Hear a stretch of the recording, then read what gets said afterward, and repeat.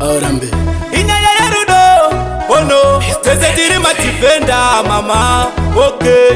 chai magazi shastana sandi kutaka erisha mama urada rasta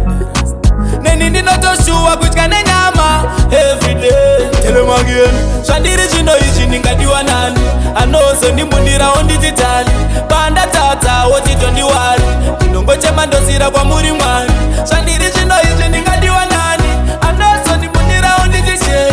nango zvakaoma ndinomira newe madifenda ndachema handina mari ndiri rasaro asi parudo ndiri chitofchofira mwana iwe pandakuona wandifiringa sachei ini ndatopanika mailo unoda makeup ndelekweta pana mastileto ndelekweta pana mahils ndelekweta pana sorry baby ndelekweta pana shandiri chino ichi ndingadiwa nani anozo ndimbundira ondititali panda tata wotito ndiwari ndinongochema ndosira kwa muri mwari shandiri chino ichi ndingadiwa nani anozo ndimbundira onditishei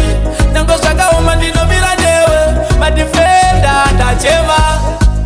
iyo inamo yangu zvayatondishaisa rudo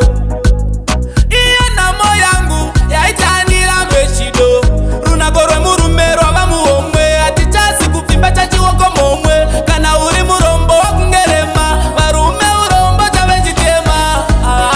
ndingadiwa nani anozo ndimbundira ondititali panda tata wotito ndiwari ndinongochema ndosira kwa muri mwari shandiri chino ichi ndingadiwa nani anozo ndimbundira onditishei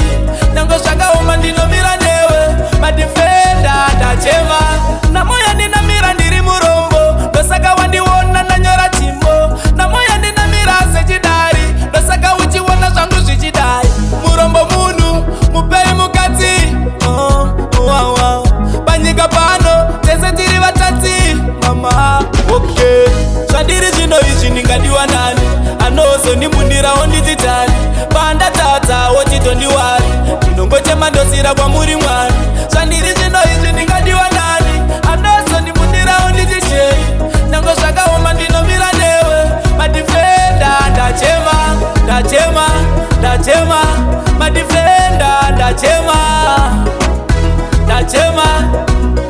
DtM boss wani hasina loss defender 10 it's a love 10 oh no it's a love 10 it's a love 10